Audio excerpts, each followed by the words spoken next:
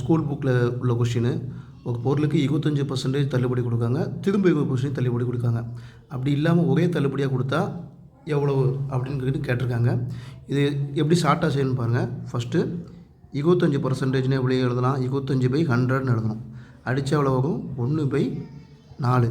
20% எப்படி எழுதலாம்? 20/100ன்னு எழுதலாம். அடித்தா எவ்வளோ வரும்? 1/5.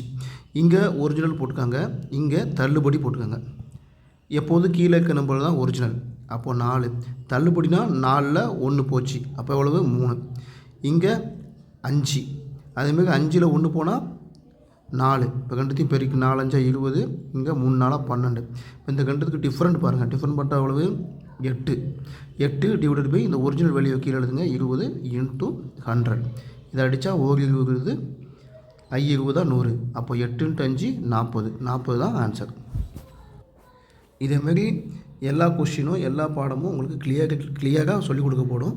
அதுக்கு நீங்கள் டெலிகிராமில் ஜாயின் பண்ணிக்கோங்க. டிஸ்கிரிப்ஷனில் கொடுத்துருப்போம்.